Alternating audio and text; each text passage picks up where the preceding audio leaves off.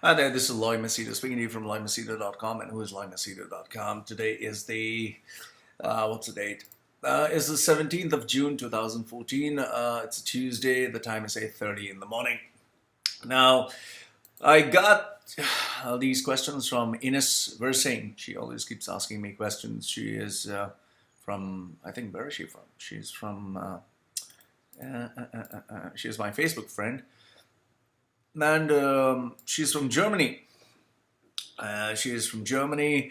She always keeps asking me these questions, and she always wants a response. So I thought it would be best that I respond to her via video. So Ines Wirsing, I'm responding these questions to you. And just in case, for those of you who do not know, Ines is a happily married a spiritual lady. She is very close to God. And she finds it fascinating to be friends with me, even though I'm an absolute atheist. I don't believe in Christianity. I was a Catholic before. I don't believe in Christianity anymore. So anyway, so these are her questions. She has asked me quite a number of them. Okay, so I'm not prepared. I'm not gone through them. I'm just going randomly, 30 questions. So I'm just going to answer them as I feel appropriate. Okay. The first one: why do you think scientifically explained? Okay, why? Maybe the question. See, she's trying to translate it from German to English, so we'll just see if it makes sense. Why do you think scientifically explained, or why do you believe in something that is scientifically explained? I think that's the right one. Um, in my case, it's more like before I was born and brought up as a Catholic. So whatever was taught to us, we believed.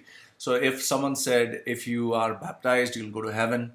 If you're a Christian, you're a good guy. If you're some other religion, you're a bad guy. I would believe all that. So, however, as I grow up now, at least now I can tell you that I prefer evidence. So if someone tells me this person is bad, I would say, show me the evidence. If someone tells me this person is good, I would say, show me the evidence. So for everything, I need evidence. Okay? I don't believe in things just like that. Okay, that is the first one. The second question: why do you hate India so much? Okay, I don't hate India. In fact, I don't feel anything towards India. I just think India is a country. Everyone has their own patriotic feel towards a country. But you need to understand that I was born with an Indian passport and I was raised here in Dubai. I've been here in Dubai for 35 years. So I don't actually feel very close to India. I don't feel like, oh, India is my country. I don't believe in all that stuff. I don't fall for all that stuff. I don't feel anything. And yes, I'm totally against all the atrocities and the corruption that is in India, and I talk about it very openly. The reason I piss a lot of people off is because I explicitly say what I have to say, and people don't like it. So there are a lot of rape cases happening in India, and nobody's bothered about it. So I speak about it. There's a lot of corruption. There's a lot of dirt that is happening there. And India is a very complicated place. Even if you have to set up a business, even if you have to get work done, there's a lot of corruption because the Indian currency is pretty weak. So yes, I don't hate India as such, but I'm against the issues, the corruption, the bad stuff that is happening in India. Okay, next one. When did you become an atheist? Okay, when did I become an atheist? I think from the age of 30, after my second divorce, I started asking myself a lot of questions because until the age of 30, I was a regular church goer. I used to go to church 5:30 in the morning. I used to pray a lot. I used to pray every day at 5:30 morning, go to the church, recite a rosary, read the Bible, listen to mass, and then come back in the evening again, say a rosary. So I suppose I was a good Christian. I was praying a lot. I used to go to Holy Hour. I used to receive the communion.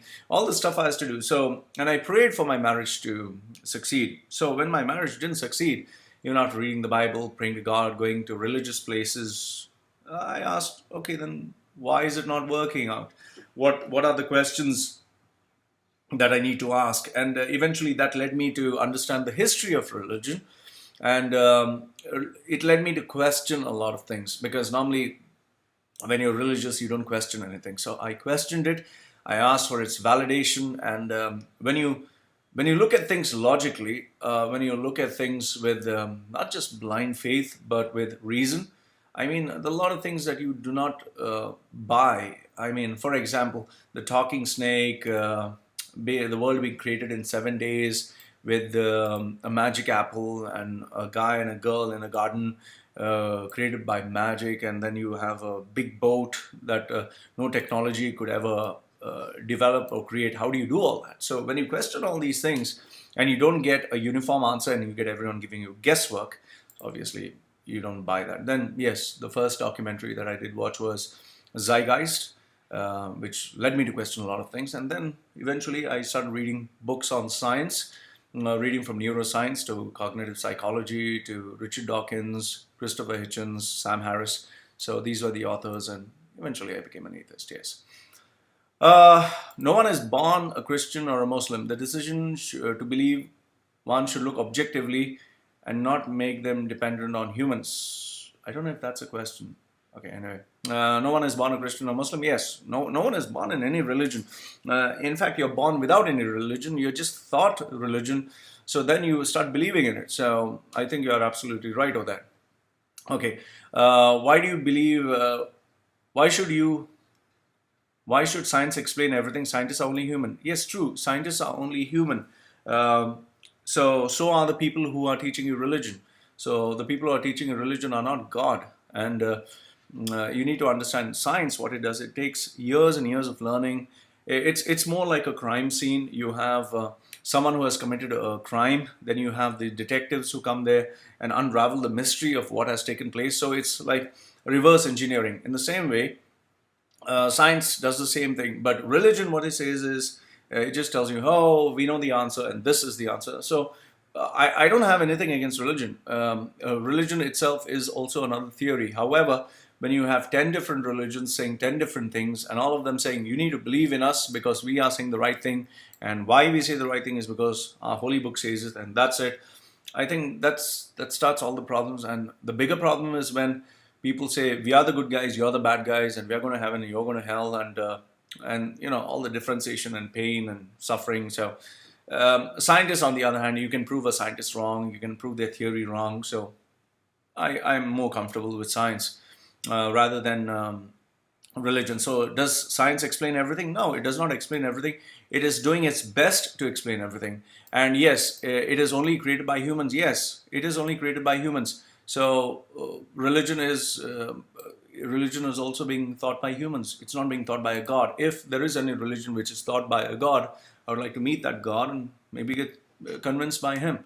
So as long as you have religion being taught by humans, I don't see what is the difference. Only difference being in science, they give you evidence, they give you proof, they give you logic, they give reason. Religion, on the other hand, just says you either believe it or you don't believe it.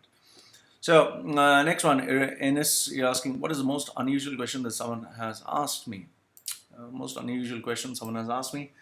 I think these are the embarrassing questions that people normally ask that I find hard to answer, especially if they ask someone else's name, because I like to keep people's name confidential. Okay. Why are you talking about in the video so bad about Indian women? Oh, why am I talking bad about Indian women? Actually, it was just a joke. I didn't mean it in a way that people actually register to it.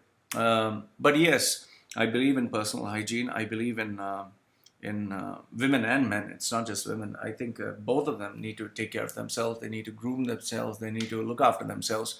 Yes, there are many people who are comfortable with body odor, like the guy who comes and cleans my house. He has bath in the morning, and for the whole day he works in the sun. So he has this horrible body odor. He's sweating in the sun in temperatures that go up to 100 degrees. He doesn't have a bath for the whole day. He doesn't use a deodorant. He smells horrible, horrible, horrible, horrible. When he comes into the house, I cannot stay in the house. He smells that bad. I've given him free perfume, I've given him soap, I've given everything. He still doesn't have a bath. So I think that is disgusting, to tell you very honestly. I think that is disgusting. So where women are concerned, I would honestly say that I think I was just trying to make a controversial video that would piss off people. I didn't mean it in that way. But there are a lot of idiots out there who take this video pretty seriously, and I don't mind it. I don't care, because I'm not here to kiss someone's ass and say that, oh, I love all Indian women. You need to understand, respect comes through actions, not just mere words. So I can say I respect women, and then I can start watching porn, or I can look at a woman and start fantasizing. So that doesn't make me respect women just by words. I need to do it by action. So I just had fun. I created a funny video. I created a controversial video. And yes, there are a lot of idiots out there who find it, that video is very serious. They take it seriously. They abuse me. They abuse my parents. They abuse my mother, father, upbringing, God. I don't care. So it's okay. So why am I talking about Indian women? It's just for YouTube views. That's about it. You look like an Indian woman is something special. Why? I don't care about nationality as long as I connect to the woman. So I don't care about Indian women being beautiful, not beautiful. I need to connect to them. So if I connect to them, then everything else falls in place. And it's not necessarily Indian women. I date a lot of other nationalities. So number 9, how did you grow up as a child? My upbringing was pretty bad. I don't think I had a very good upbringing. I think I had a pretty messed up upbringing. My mother and father abused me in more ways than one. My stepfather used to beat me up violently. My stepmother, my mother, she was always busy at work. She was never there for me. So I guess I didn't have a proper upbringing. And yes, they were not educated in the sense of not just degree, but common sense. They didn't have common sense. They just used to preach that if you listen to God and if you pray, if you kneel down and pray for 1 hour, 2 hours, God will listen to your prayers. Those are all bullshit. So, and they never encouraged me to get into sports, never encouraged me to study hard, not study hard, to read. They never encouraged any of my hobbies. The only thing they used to do is abuse me, beat me up, shout at me, discourage me, treat me like shit, compare me to others, and put me down. So I don't think that is proper upbringing. So how was I brought up as a child? Not in a very good way. Question number 10. Why did you ask strangers for advice? The reason I ask strangers for advice is because you get a different perspective. Every person has a different perspective. So that's why I ask different people for advice. Then question number 11. Do your tattoos have a meaning? You have written to me, why is that? Your tattoos have no meaning. Well, there are some people who have tattoos to remember, let's say, special moments like their father, the mother, the date of birth. In my case, I just wanted it to be a design. I just wanted to stand out. I just wanted to have something that looks different. So I just decided, yeah, there are 2 tattoos on my chest. That was my ex-girlfriend. But then after she left me, I just left with the tattoos. I made it a zombie. That's about it. I don't think my tattoos have any special meaning. It's just fashion. That's all it is. It's just brand. Okay. Why is the Bible a forgery? The Bible is not a forgery. The Bible is a collection of stories that were passed on from mouth to mouth from the nomadic tribes in the desert. That is why all the stories in the Bible are just centered around the Middle East. That means the rest of the world, nothing was happening about. So the Bible is not a forgery. The Bible is just a collection of stories. That's all it is. Other books are also fake. Are they better? See, it all depends on what use a book is. There are some books which tell you believe visual, like Rhonda Byrne has written the book The Secret, which is a best-selling book. I find that absolutely crap. I find that stupid. In that she says, if you visualize and you believe, money will start coming from the universe into your hand. So that's nonsense. But there are some people who believe in these books, and it seems it has helped them get better. So any book that can help you get better, I would say no problem, as long as it helps everyone. Okay, 14. Why is your faith in your head? I think it should be in the heart. See, the thing about heart, if you actually look in the physical sense, the brain is a collection of fat. You know, it's just a fleshy organ which is right up here. The heart, on the other hand, is here, which pumps blood. The heart doesn't do any thinking. But how we, as human beings, we have been taught that you have this heart that feels, okay? So it is English literature that makes you think the heart feels. Actually, the heart only pumps blood. That's all it does. It doesn't feel anything. So emotions, logic, everything come from up here, from the head. So faith being in the head, or in the heart. There's no such thing as heart. It is all emotional feelings that come from the brain.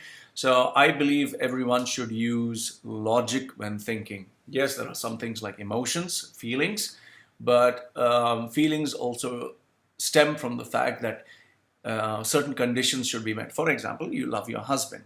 Okay, you love your husband because your husband should be nice, should be faithful, should be a nice person. If he starts beating you up every day, if he starts abusing you, if he starts cheating on you, going with other women, I don't think you would be very much in love with him. So certain conditions have to be met. So it's all up here in the head.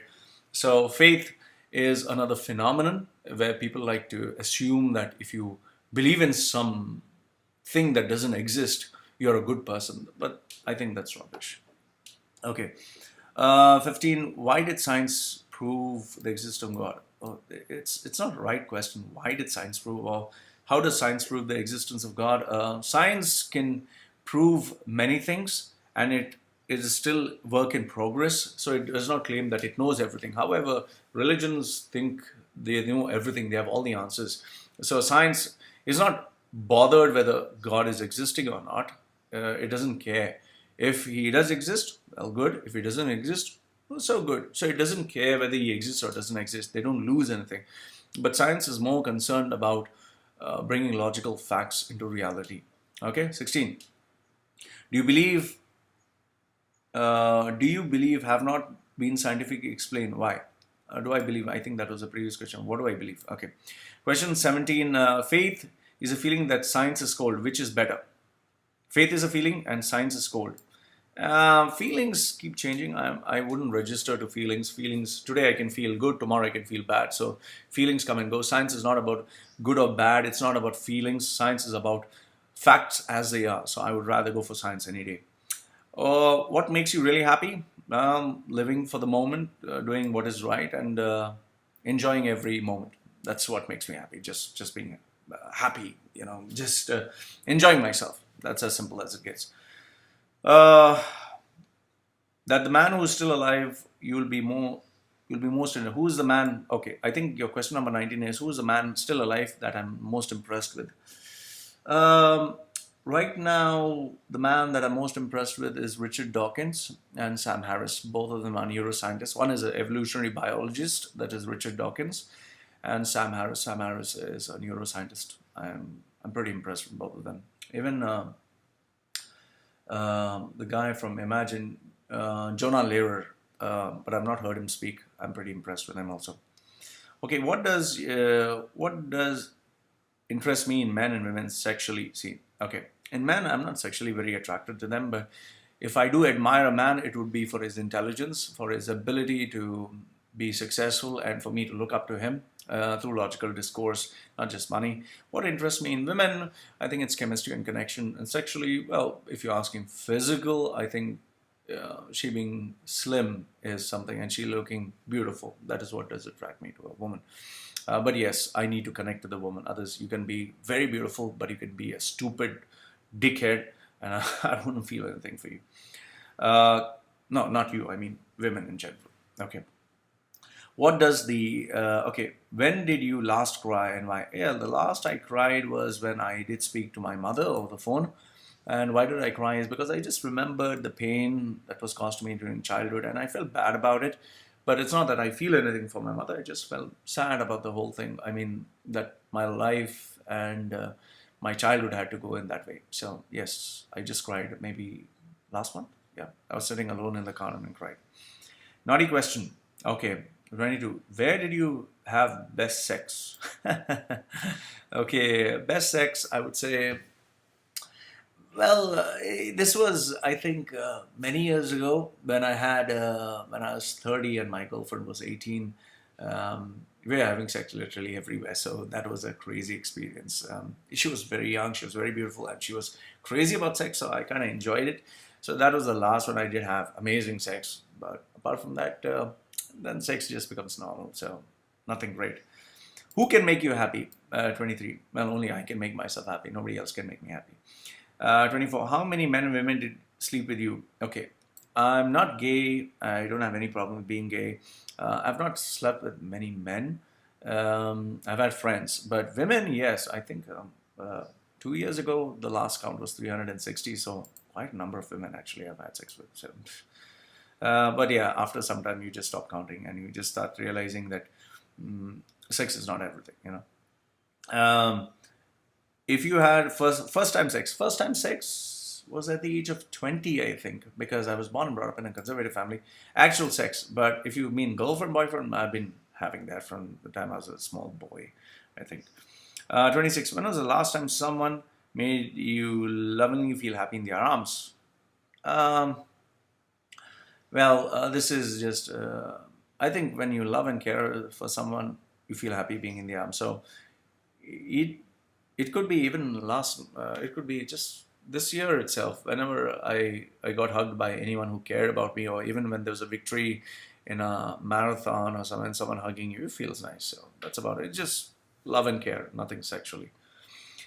Why don't I write a book? Writing a book is not that easy, my dear. And even if you write a book, to sell and market it becomes a bigger task. So right now I just want to write updates on my blog. That's about it. Then, what do you think when what do you think when you are in bed? Well, I just think about sleeping.